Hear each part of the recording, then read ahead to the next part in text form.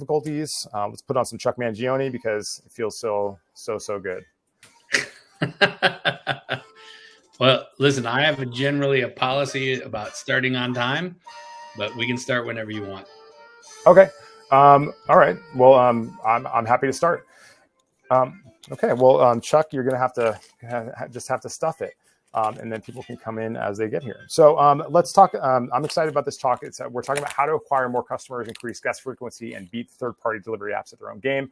And this talk is delivered by the man, the expert, Rev Ciancio, who is also the co-founder of Handcrafted Burgers and Brew. And I'm sorry, what was the second one? You are the CEO of. I'm the head of revenue marketing services for Branded Ventures. We're a hospitality tech and investment firm. Thank you so much. And we're going to be sending out all the links to Rev's stuff, including his really brilliant podcast. I mean, I don't mean to sound so surprised about your podcast, but it is really brilliant, the kind of access that you get from the people that are operating at a very high level, especially in the multi-chain, multi-unit chains that everybody's heard of. So thanks so much for donating your time here, Rev. We are so excited to have you here, and take it away. Awesome. Well, I'm excited to be here. Thank you, Jason. And thank you for everybody that's joining us live and anybody that's going to catch the recording later. Super excited. We always start with a spin. There's your spin. All right. You ready? Yeah. Also, I forgot to mention that if you haven't already set up your account at who'smyrep.net, it's a great way to find your supplier reps. And if you have any questions, comments, ideas, thoughts, just go ahead and throw them in the chat, or you can actually raise your hand and ask directly. So thank you so much, Rev. Take it away. God bless. All right, here we go. In 3, 2. Oop, what just happened there? Only presenters can. All right, never mind. Here we go. All right. Hello, everyone, and welcome to today's presentation, how to acquire more customers, increase guest frequency, and beat the third-party delivery apps at their own game. We're going to be on here, let's say 40, 45 minutes. And before the presentation ends, I promise that you will discover how to quickly create a perfect marketing machine that will have you rolling in new guests and get your current guests to happily spend more. I'm assuming that sounds good to everybody. That I'm a restaurant owner, that sounds good to me. All right, let's start with a few truths. Let's make an agreement on a couple of things. Restaurant marketing is hard. And when I say restaurant, I'm also considering bars and coffee shops and bakeries, but we'll just call it restaurant marketing. And here's the thing. You're probably not a marketer. You're probably an operator, okay? And there is no manual for this. Nobody's written a book on how to do it. And you should be expected to know how to do it. And even if there was a book, this stuff changes on a daily basis. So there's no reason for you to think you should know how to do it, okay? I'm here to tell you, though, that you can do this, okay? Have you ever really thought that marketing is hard? Because it is, and it takes a lot of time, but it'll be a waste of money. Then I'm here to put those fears to rest, because you just need the right person to show you how to do it. That's me. Okay. You can do it. You just need to be shown how to do it. There's other things that you do that you didn't know how to do and you learned, and we're going to learn you today. Okay. I also want to say that that's enough. Okay. You've probably gotten millions of phone calls from marketing and advertising companies promising like that magic wand or that magic button that's going to bring you all kinds of new guests and all you need. Look, I'm in my second go round of owning a bar or restaurant. We get these phone calls every day. Somebody's got something. Oh, all you need to do is spend money on this, and boom, guests everywhere, blah, blah, blah, blah. That's just not how it works, guys. Okay, there is no magic wand. But I'm here to tell you that if that's all you do, it won't work, okay? Because those people, they have sales quotas and they're very aggressive about selling, right? They're just there to get you to spend money, okay? I want to confirm something to you, okay? Marketing is indeed hard, okay? It is not easy. It can be expensive and it can take a whole lot of time. Lots of people fail at it, okay? I have failed at it. That's how I got good at it, was failing lots of times, okay? Anybody ever try one of those magic wands? You ever take the phone call from, let's say, Yelp? And I love Yelp, but you ever take that phone call from them or Groupon and you try it out? Did it work? Okay, probably didn't. Maybe it did for a little bit. Maybe it did something, but didn't really fix the long-term problem. Maybe it was a short-term problem. Guys, there's no magic button for marketing. It does not exist, okay? It is all about lots of little incremental moves that build over time. There is no magic button. Okay, if you think there's a magic button, you're on the wrong webinar, unless you want to spend 40 minutes being convinced of there's no magic button, okay? Listen, I know that you guys have a dream to run an amazing bar or restaurant where everybody loves the food, everybody raves about the experience, you're making lots of money. Okay, I know that that's your dream. That's my dream. Like I said, I own a restaurant in Bryant Park. I used to own a bar in the East Village. That's how I know Jason. I'm here to help you, okay? I'm here to make sure that you have a constant flow of new and repeat guests. Does new and repeat guests sound good to you? Sounds good to me. Okay. Goal for the presentation is to help two types of people.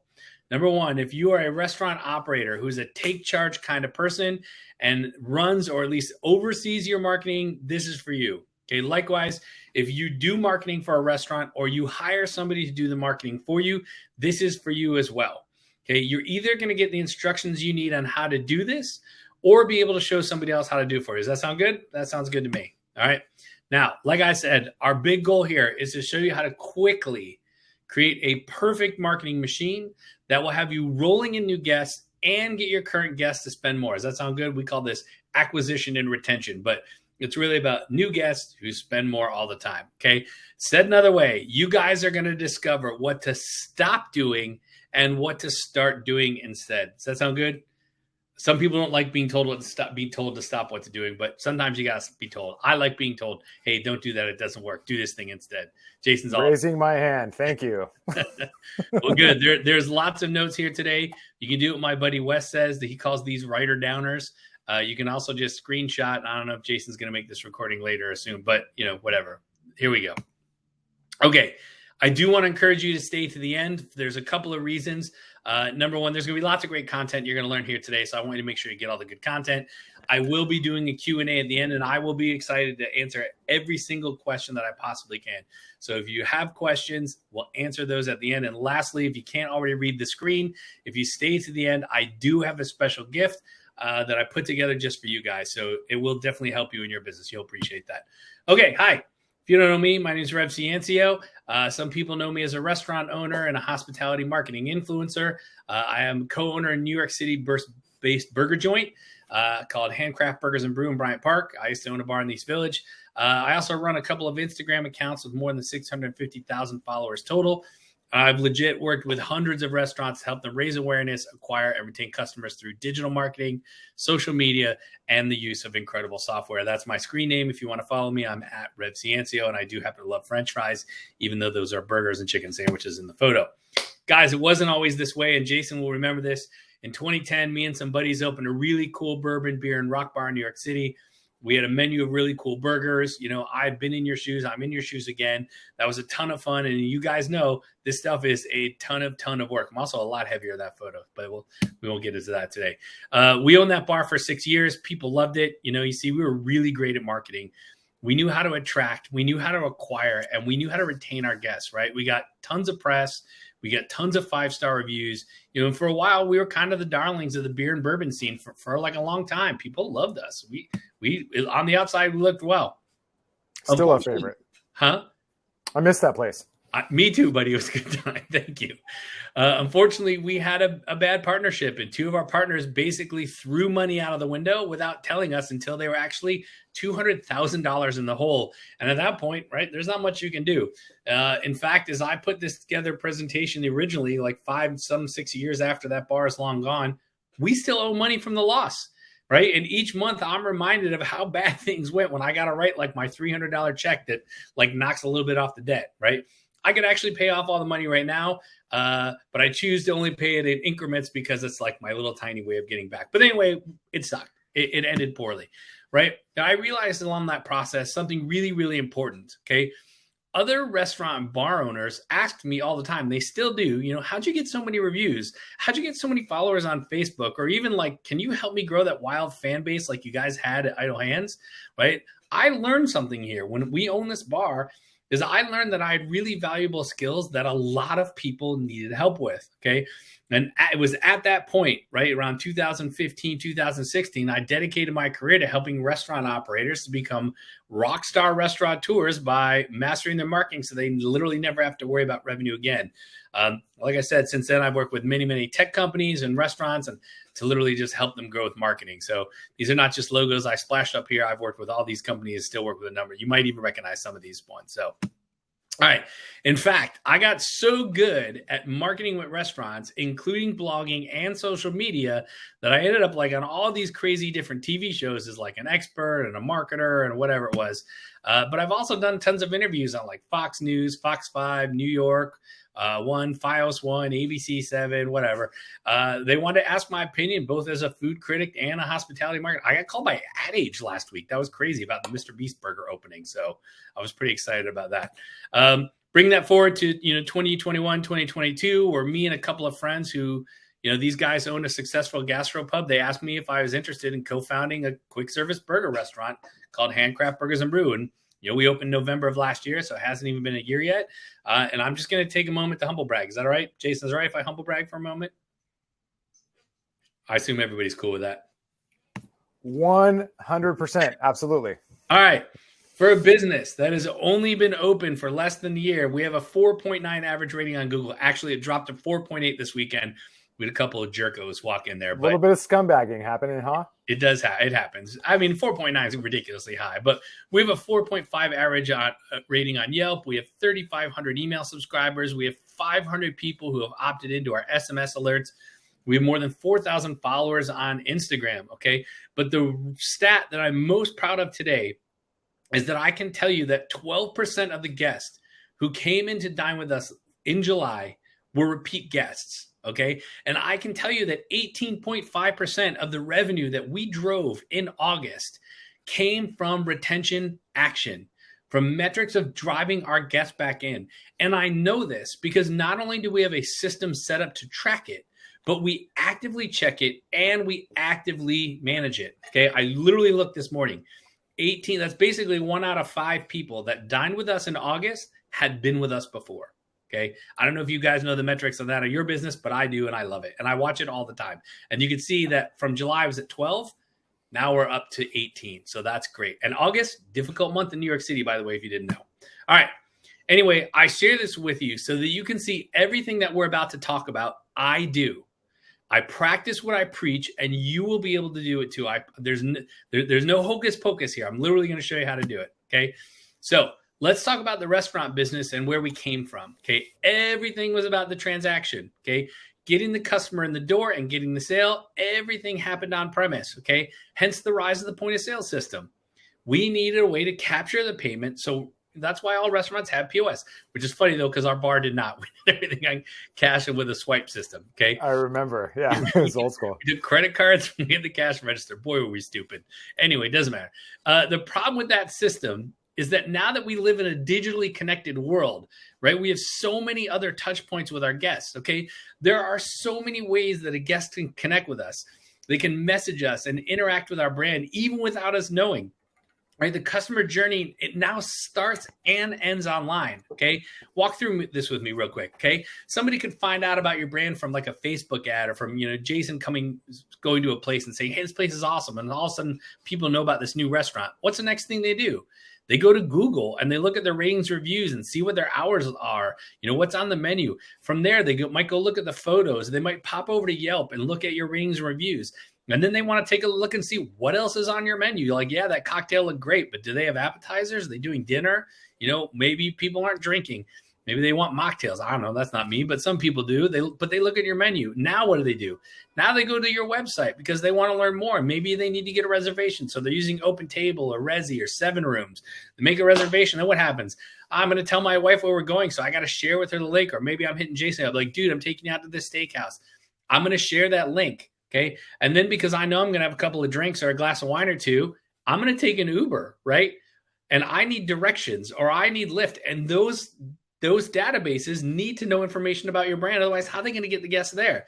All right. I'm in the car. I'm on the way to your bar or restaurant. And what do? I pop open Instagram because I want to look at what does the food and drinks look like. I want to know what the real experience is. Okay. Now I get there and you're probably showing me a QR code or you're even taking my order online. Okay. You still don't even have my credit card, and I'm bad at math, but that looks like 12 or 13 digital interactions I've had with your brand, and I've not even sipped a drink. I've not even taken a bite of food, and you can control each one of those moments, right? Then you're going to take my card or Apple Pay, or I'm going to pay online, right? Then you're going to ask me how it was, hopefully digitally, and then you're going to ask me for a review, right? Well, guys, what if during like my discovery phase, I get the incorrect hours? What if I can't figure out how to make that reservation? I can't find your menu to see what's on it. Maybe your social media hasn't been updated in like a month, or your photos are just crappy. They're unappetizing, right? What if you never ask me for feedback? Okay.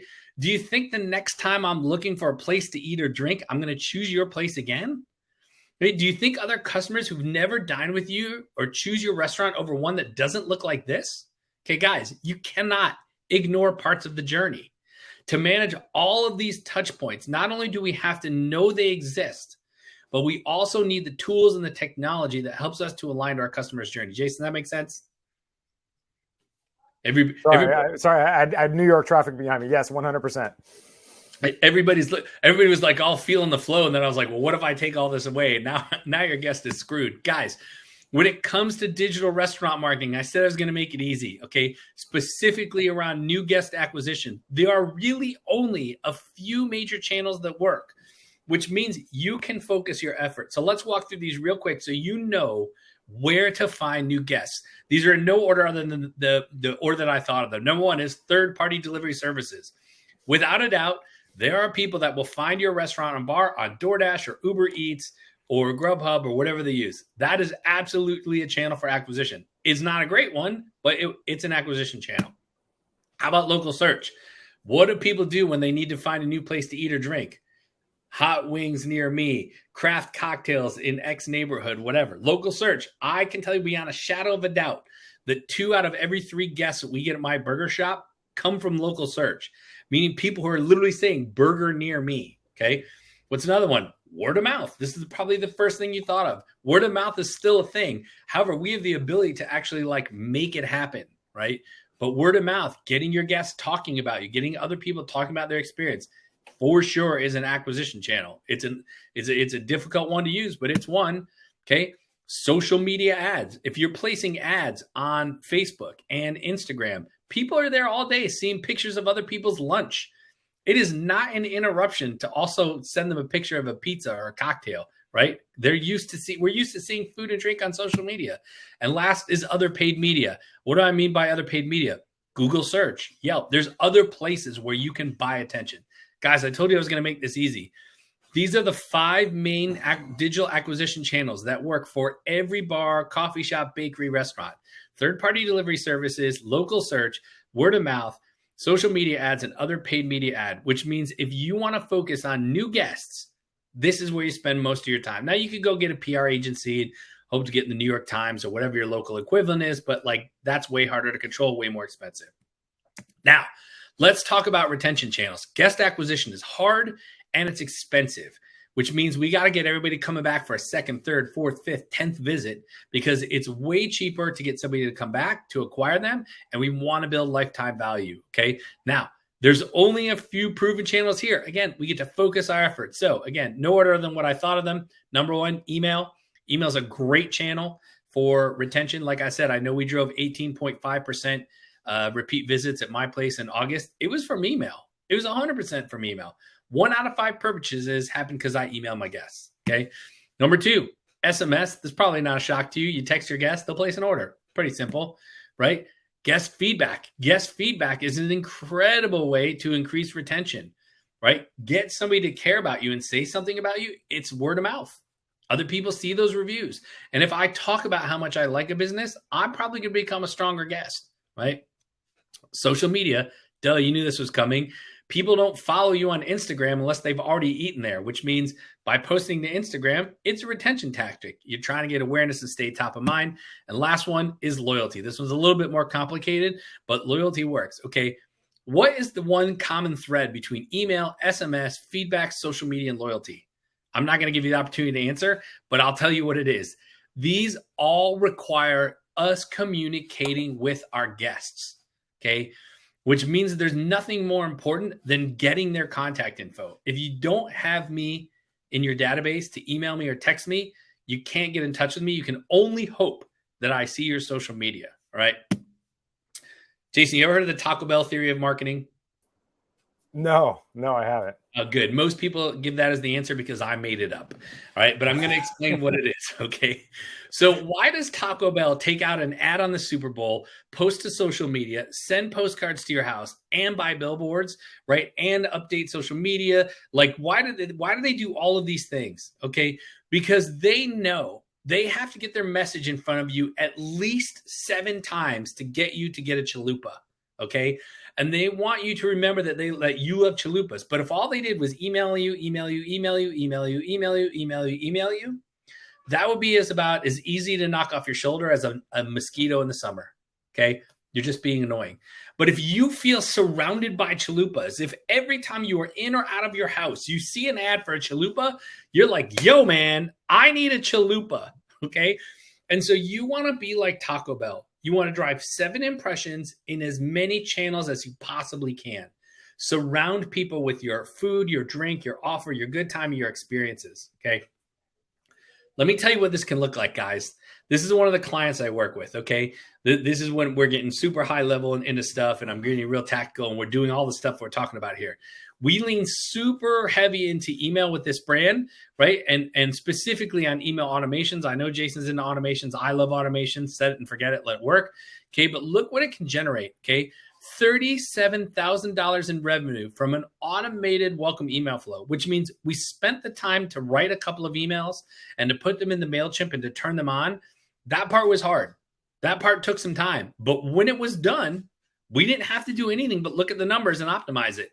And you can see 19% of guests who received the emails returned to dine again in the first 60 days. 1 out of 5 people that got these emails came back within 2 months. And we didn't have absolute insanity. We didn't have to do anything. We created a one-time email that just triggered in the background, okay? If you want to increase your guest frequency, okay, create a welcome flow. We'll talk a little bit about that in a bit more. And I use Bicky to do that, but we don't have to get into that right now. Okay, guys ready? You guys ready? You want to get in the nuts and bolts of this? I've sort of done a lot of setting up. Okay, here's how the rest of this presentation is going to work. I want you to have a plan for successful marketing. So I'm going to show you what to stop doing. Okay. And if you want that perfect money making machine, I'm also going to show you what to start doing. Okay. Keep in mind what you're about to discover is exactly what I do for my own restaurant and what all of my clients are doing. Okay. I work with brands that have 40, 50 locations. I have brands that have single locations. This is what everybody is doing. These are the proven models. You ready for proven models? Yes, Rev. Let's go. Okay. Brands often think that posting to organic content to organic social media, meaning your Facebook and Instagram, is a great way to attract new customers. Okay, and the truth is that most people do not follow a restaurant on social media unless they have already had a brand experience or plan to in the near future. Jason highly endorsed something. I'm going to follow it, but I'm planning to go. Okay, so who are these people that are following your accounts? These are your guests, okay? And likely your content doesn't give them instructions on what to do next when they see it, okay? The wrong way, okay? Nobody has to put their hand up and admit if they're doing it, but I'm guessing it's all you. I've done this too.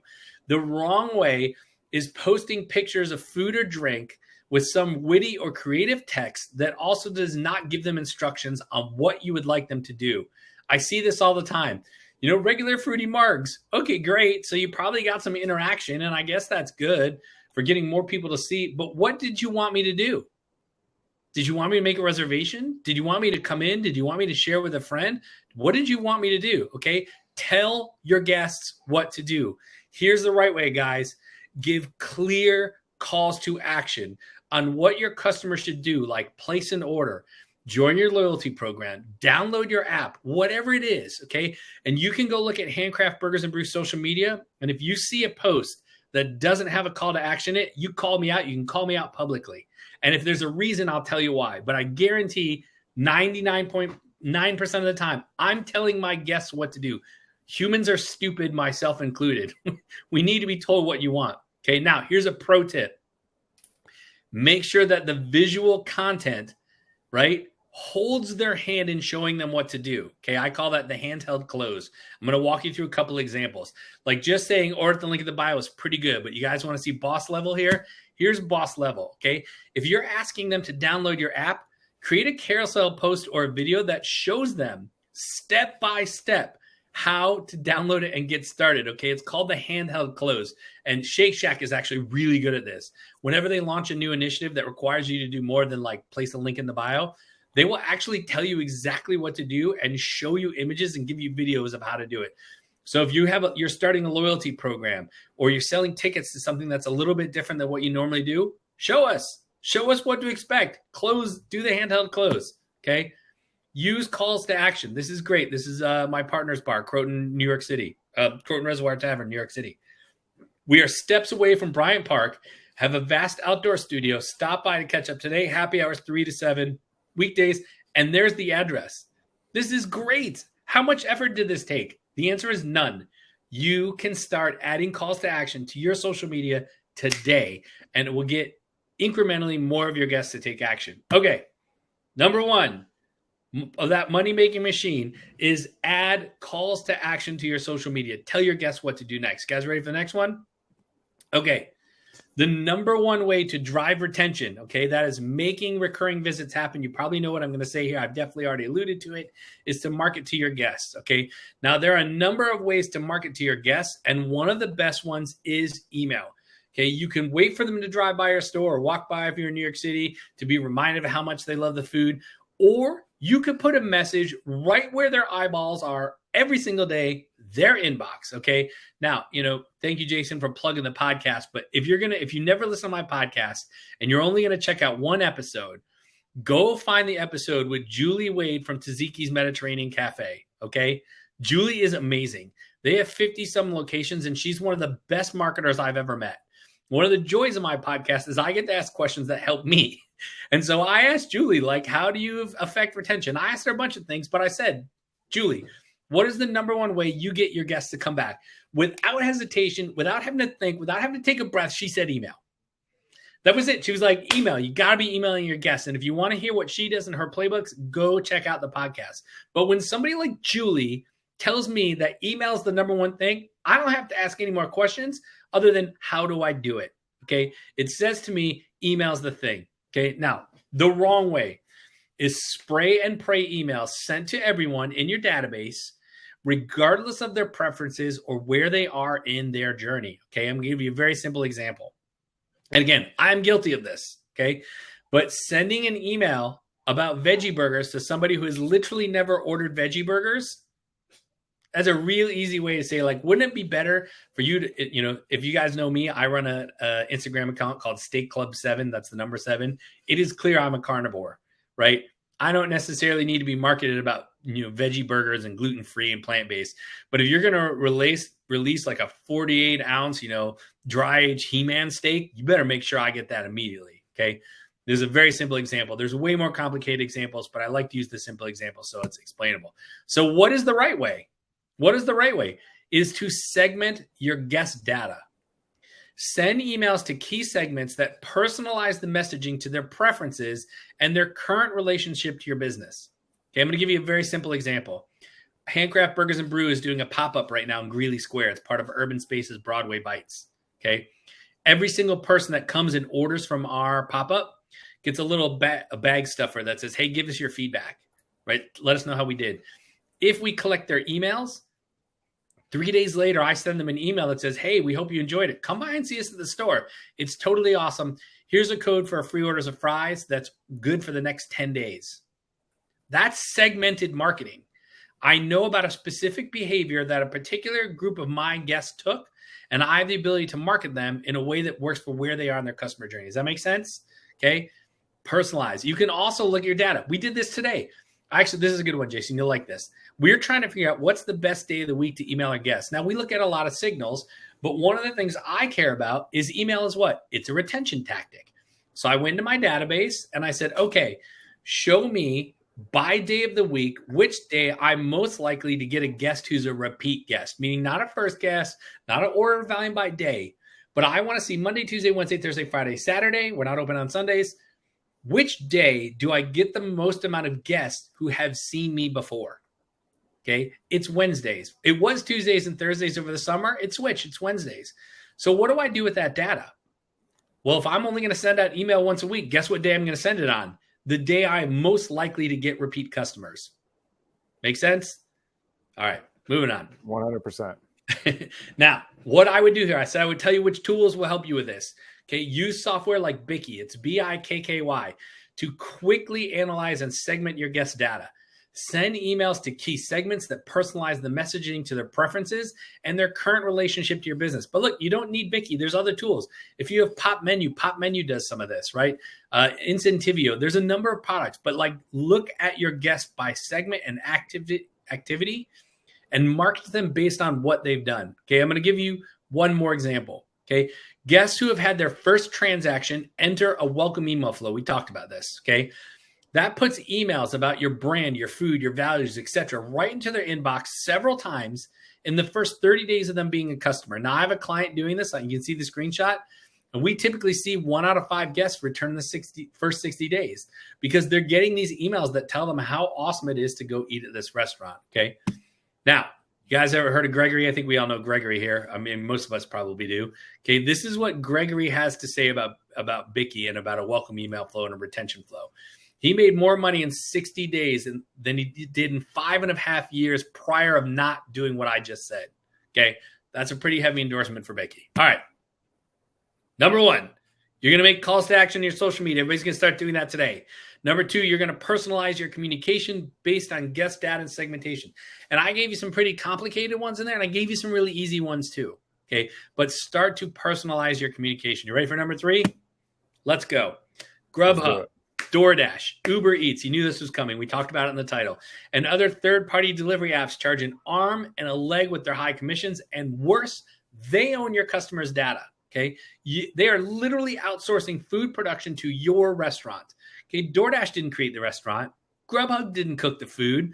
Uber Eats didn't package it up. They just paid somebody to deliver it, which you got passed on that cost anyway. Okay. The customers love you. They don't love the apps. If you want to profit on a per order basis and increase lifetime value, you have to be converting your guests over from ordering from these third-party delivery apps to ordering directly from the restaurant instead. So what is the wrong way? The wrong way is increasing your prices on third-party apps to make up the difference of those high commissions and not working to get your guests to order from you directly instead. That is what I call complete third-party complacency. If all you do is raise your prices on third-party to combat it, great. It still ain't your customer, Joe. Okay? It's still Grubhub's customer. You have to get the customers to order directly from you. Those people are way more loyal, and you get a higher LTV. So what's the right way? The right way is to get your guests who normally order from third-party to start ordering instead. And you might think that's tough. You might think that people just like using those apps, right? They're easy to use. Everybody think those apps are easy to use? They are. That's not a shock, but it's not why people are loyal to them, okay? Couple things you guys need to know. 60% of U.S. consumers order delivery once a week, at least. My house is probably 3, but 60%, okay? 34% of consumers spend at least $50 an order when ordering food online. Whose restaurant has at least a $50 average on online ordering? Mine does not. Mine is Did COVID influence these numbers at all? These are COVID numbers. COVID numbers, okay. These are definitely COVID numbers. They probably need updating, but it wouldn't matter. Even if this slid 10% up or down, who cares? Point is, like, people are spending money on delivery, okay? 70%, that's 3 out of 4, I think. I'm not bad at math. Of consumers, of your guests, say they would rather order directly from you, preferring that the money go to you rather than a third party. Guys, the numbers tell the story. Consumers are ordering and they want to do it directly with you, but you aren't making it easy. But we can change that, okay? You can create a better mousetrap. You can easily mimic third-party apps. You can take as many third-party orders as you want. It's totally okay. Those are your guests. Okay, Grubhub is doing a great job of finding them and bringing them to you. And when they eat your food, it's not the ordering they love, it's the food, it's you, okay? It's not the ease of using the Uber Eats app that makes them stay hungry, okay? Well, what if they come back just one more time, okay? That's another $47,000 in fees based on an average ticket of $37, a delivery fee of $30,000, okay? That's just 5 people, guys. 5 people. How can this be hard? It's not to drive these type of purchases, okay? What is the right way? The right way is use follow-up marketing, like an in-bag customer conversion tool that gets guests to order from you directly instead of the next purchase. And then following that up with personalized marketing that gets them to not switch back over. So what we just talked about with Bicky, okay? We don't want them going back to the delivery apps. Solutions like Ovation, we'll talk about that in a second, and feedback, for feedback, and Bicky, which we just talked about with this automations, they will superpower this effort for you. Don't be complacent, okay? Got to make sure you have an in-bag conversion tool. Like I said, we just launched this thing at Greeley Square. We're in urban space with the pop-up. Every single bag is getting one of these. This is a terrible version. I'm not very good at art. This is a client I used to work with. But you got to make sure that you have that in-bag conversion tool. And it needs to tell people to order ahead and skip the line. You got to give them a QR code that takes them right in ordering. Give them an offer. It's 10% off your first order, or 10 if you order 20, or enter a contest. But give them all the things they need on that card. Get them transacting with you, okay? I use a tool called Ovation, right? And this is one of my clients. We are using every tool we can. We got bag stuffers. We got digital table touches. We're texting our guests, scan the QR code, and one friend win a chance to free burger. But you got to get something in the bag, okay? Now, what I want to talk about is the digital table touch. This is amazing, okay? If I was in your restaurant, before you drop the check, what would you do? You would come over and say, hey, how was it? And if I said it was great, you would drop the check and you'd walk away, right? I pay the check. But if I said the server was a jerk, or you forgot my buffalo sauce, or the bathroom was dirty, or my drink was chipped, what would you do? You would take care of it on the spot, right? You would do a win back at the table. You might buy me a shot or give me some free dessert or a coupon for the next one. Manager would come over and apologize. You would take care of it. But how do you do that when the only experience is a bag delivered to somebody's door? How do you do the table touch? Okay, use a tool called Ovation. And the way this works is amazing. So somebody places an order from the restaurant. Okay, the food shows up. I'm eating it, watching TV or talking with my kid or whatever. Maybe I eat while I work. So maybe I'm sitting here on a Zoom call eating. And 30 minutes later, I get a text message that says, how was it? Okay, that's it. If I click a 5 or the happy face emoji, it says, great. Do you want to share that on Google or Yelp? And now you're getting more Google and Yelp reviews just because you've asked the customer. Go look at my restaurant. We have a 4-point average rating with 155 reviews. This is how we get them. We ask our happy guests for them. Now, if the guest rates it a 1 through 4, if they say if they say it wasn't great, we then ask them, tell us a little bit more. And then they can enter into a private text message conversation with a representative of the business. Now, I answer all of these, and people tell me what went wrong. Hey, the bathroom is dirty. Okay, great. Well, I would rather you tell me than tell everybody on Google. And so we quarantine a ton of our 1 to 4 star reviews because people just want to be heard. It's not about leaving a negative review. It's about wanting to be heard. And so this tool helps us do that. And through this process, we can use it. We can attach it to Grubhub, okay, and other third-party delivery services, and we capture their guest data, which is what this is all about. So it's like a mini net promoter score. It's me, right? But it also captures their guest data. Yeah. It's amazing. So we can email them, text them. Amen. Okay, so we're adding calls to action to social media. We're personalizing that communication after segmentation, and we are converting from third party, right? Sound good? What's next? Okay, let's understand a few things first. People, those are quotes, like food, okay? Anybody guess what the number 1 category of content is on social media? Jason, can you guess? Is it food? No, food's number 2. Okay. Number one is fashion. Fashion is the number 1 thing that gets shared as content on social media, but food is number 2. That means that people are used to seeing my lunch and your friend's lunch on Facebook and Instagram. Okay. We see food on social media. It's totally normal. Okay. The wrong way. Sharing to social media organically while the algorithm barely shows your content to 10% or less of your follows, and not maximizing your reach to a local audience by spending money to reach hungry locals, okay? Nothing is more frustrating than having 13,000 followers and it gets shown to 96. Okay, that sucks. Instagram and Facebook do not want to show it to your audience. So how do you get to the rest of everybody? Okay, guys, I want you to imagine this scenario. It's 11:55 a.m. People just got out of a meeting or a Zoom with their boss. It's almost lunchtime. And what do? They pick up their phone and quickly scroll through Instagram or Facebook to check notifications or see what their friends are up to. How do you kill 5 minutes? I'm going to scroll through social media, okay? But they haven't decided yet where to get lunch. The hunger pangs and cravings haven't kicked in, but they're going to soon. And what happens when they do? They're either going to go to Google and search, best pizza near me, or, whatever they're craving, or worse, they're going to open up a third-party delivery app and do the same thing, okay? What if you could be right there? What if your restaurant, your brand, hit their food radar before they decided where to get lunch? I hope everybody's getting the Inception joke here, okay? Before they had a craving and started to search for Yelp or DoorDash. What if you could incept their craving and purchase? Wouldn't that be awesome? Well, you can, okay? Because what were they doing right before they started searching? They were on social media. You can get your brand inserted right there in the middle of their scroll at that moment. How do you do it? With ads. Okay, check out this ad. Was helping out a friend of mine who owns the best butcher shop in New Jersey. It's called B&M Market. All their food is 100% superb. They make this scallion skirt steak. It's to die for. Every time I cook it for my friends, they're like mind blown. Okay.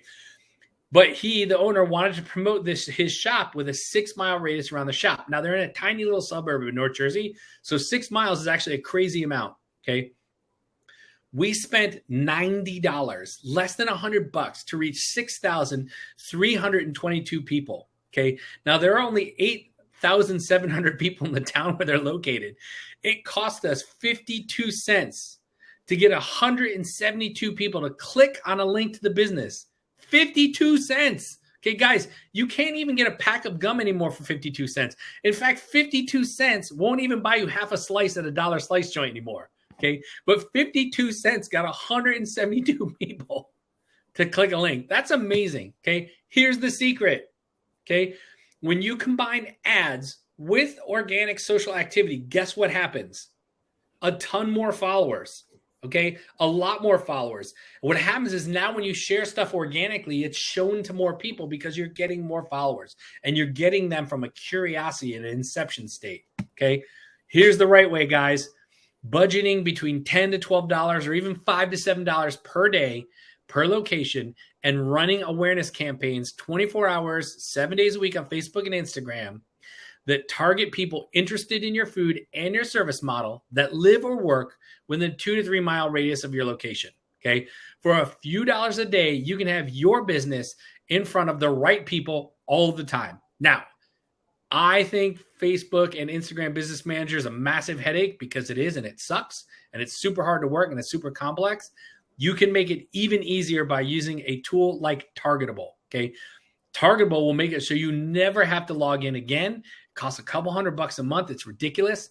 They will create all of the ads for you based on your data and best practices that they know across the industry. I know lots of restaurants who need like 15 to 20 minutes a week to manage the Facebook and Instagram ads using Targetable, and they're spending like, $7 to $12 a day on those ads.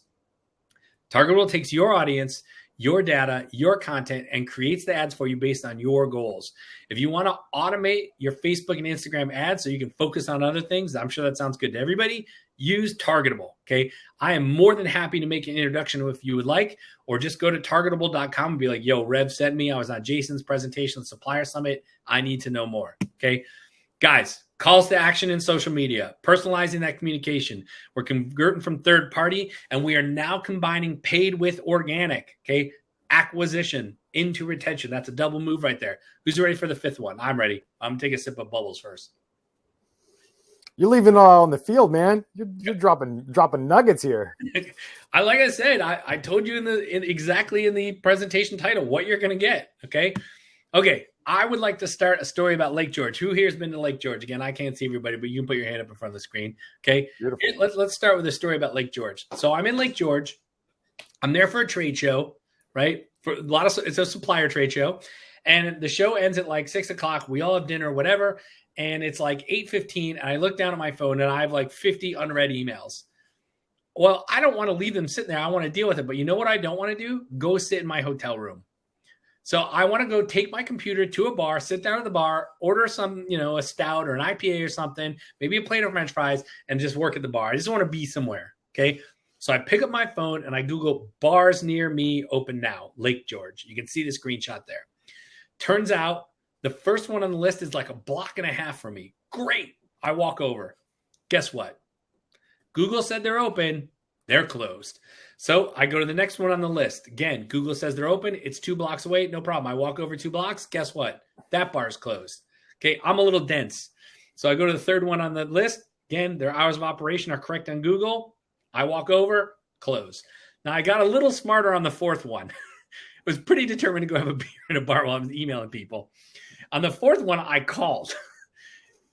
Google says they're open. Guess what? Bar was closed. Now, I actually ended up at a bar 7 miles outside of town. That's how determined I was. And I want to promise you I didn't drink and drive. But, you don't want to do that to your guests. You don't want to have wrong information on your Google because that provides a cruddy guest experience. We wouldn't want that to happen. We would feel bad, right? One of the top ways consumers discover new restaurants is using Google or Yelp to search best food or drink near me. Okay, it's called a near me search. If you aren't actively managing your information, especially your menu and your hours of operation on all the sites where consumers go where to get their next meal or drink, you are leaving it up to those sites to decide if they have the right information about your business to assist in your customer's journey. Okay, you have to be managing that information. So the wrong way is leaving your information for every location unmanaged and out of date on all these sites. Don't be like the bars in Lake George. Don't be like the Millennium Fandom Bar here, okay? I don't know if this place is open on that date or not, okay? Make sure that when somebody ends up on your Google page or your Yelp page, that the information is correct. Give them the confidence to know that that's what they're doing. So you want to stop letting the internet decide, and what you want to start doing is make sure all of your information on your Google page and the other sites and the maps and the search engines that people use to find where to dine is up to date and correct. Okay. It is called listings management. That's what that's called. When you're updating your hours of operation, your menu, your phone number, all that stuff on all these sites, it's called listings management. Now, if you have one location, it's a pain in the butt. If you have 2 locations or 10 or 20 locations, it's a massive headache. Do you have the ability to log into every single Yelp page for every single location every time you update your menu? Hang me. Just hang me. I don't want that. Okay. Use software like Marquee, Marqii, to easily manage all of your information and all of your locations on the discovery sites. You basically update your menu as often as you want. You update it there, and boom, and you update your hours of information or your hours of operation. Let's say you're closed on Labor Day or you are open on July 4th. You just upload it into Marquee, and boom, it does all the work for you. You can also add brand-approved photos, update your menu, all that stuff, okay? And if you're not going to use Marquee, I don't know why you wouldn't. Please always make sure your hours of operation are correct so I don't end up running around Lake George trying to find a beer. Okay, make sure they're accurate at all times. Okay, so remember we talked about the old way being just about the transaction, right? Who wants to see what the new way is? Okay, I'm assuming everybody's going to say yes, and I'm going to show it to you either way, but thank you, Jason. Okay, build the journey around your guest. Add calls to action to social media. Personalize that communication through guest segmentation, convert from third party, combine paid with organic, and do listings management. Guys, said another way, okay?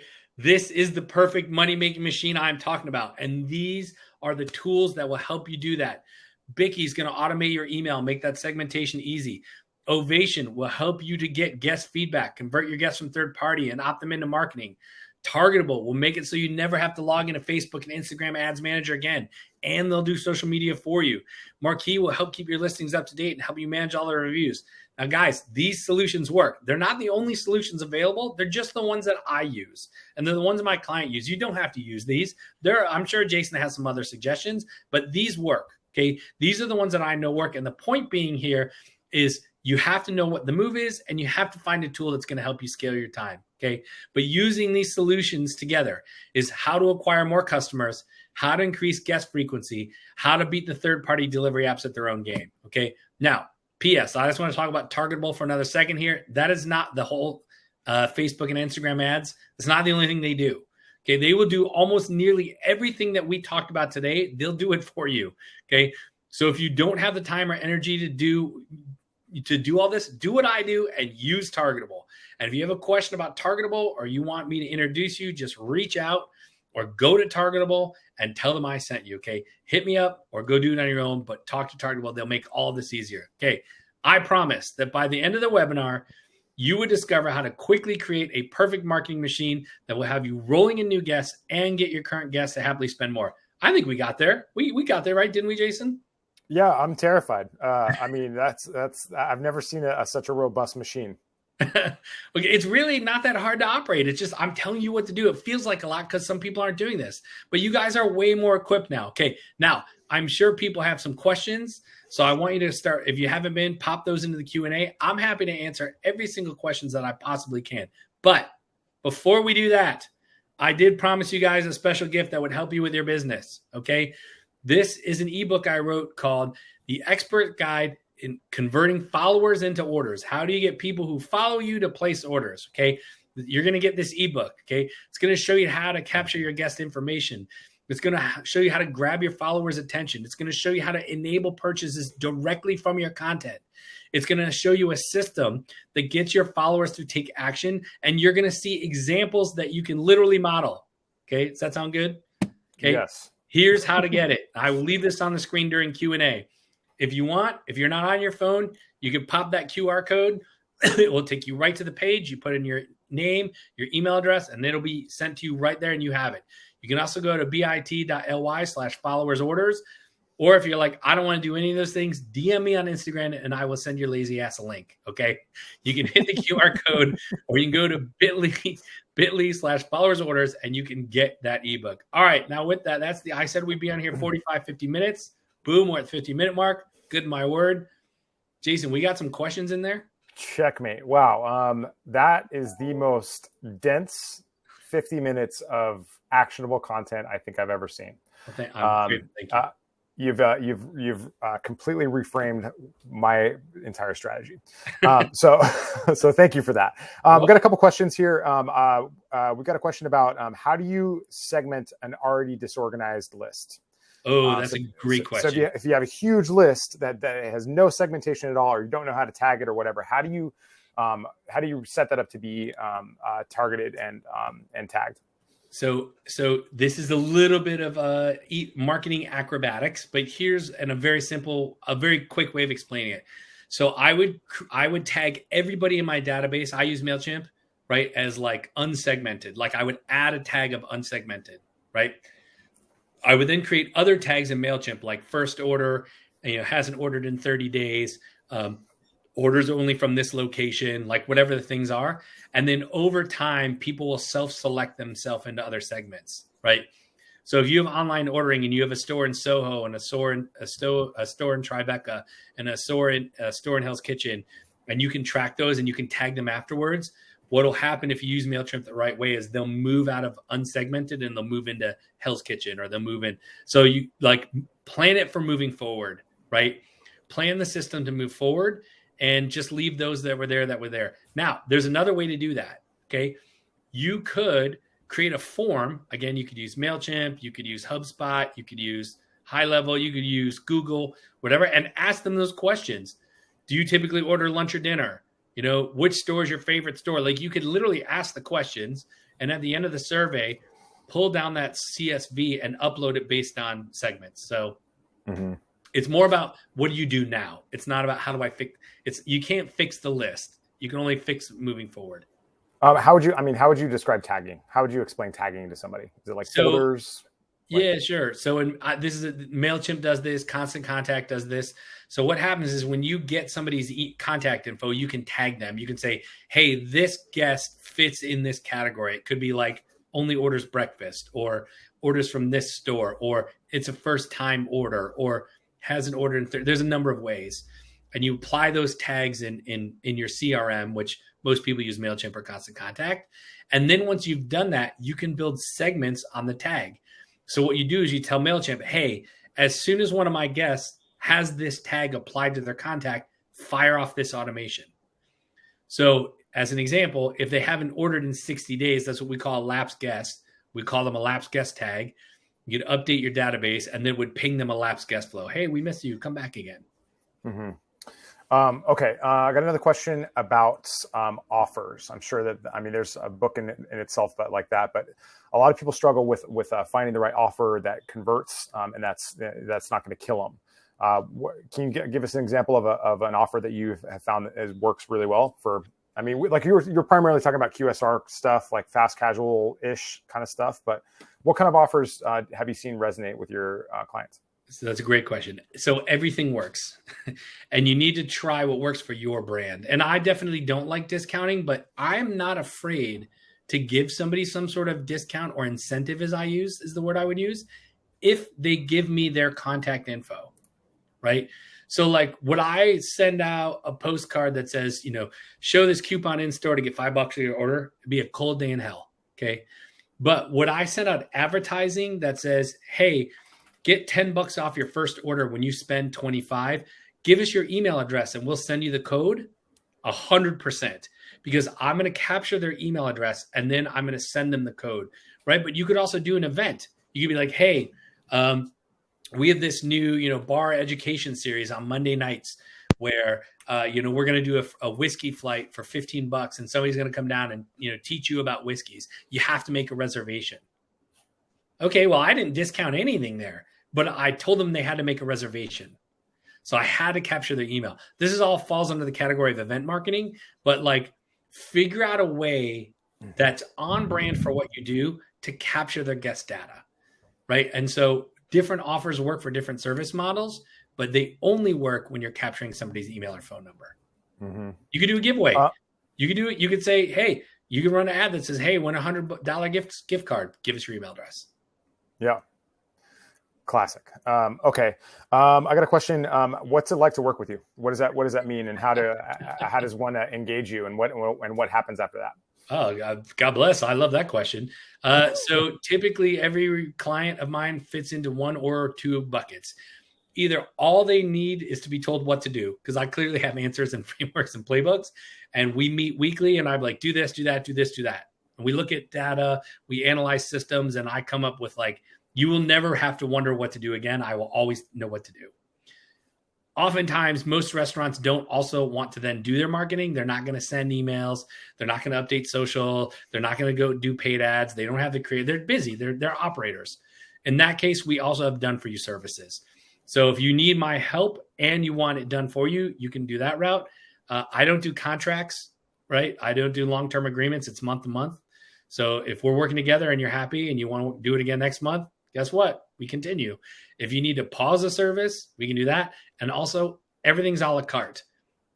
So if you want my services and you're like, hey, I want to do email and I want to do organic social, but I'll do my own ads. Okay, well, then you just pay for those things. And if we're running paid ad campaigns and you need to pause them because you're overbooked or too busy or the store closed, but you still want to update social media, we can pause that. So we keep it easy. Super cool, man. All right. This is the hour mark. I know, we're running out of time, but thank you so much, Rev. This has been a very powerful presentation. You are so good at this, man. It's not my first go around. Like I said, I do all of this for myself. So all I'm doing is tell you what we do. Amazing. All right. Thank you so much, Rev. So check, if you're looking for more, check him out. Check him out at Rev Ciancio on Instagram. And we'll be in touch. Thank you so much for presenting at the Supplier Summit, y'all. You're welcome. Thanks, everybody. Cheers.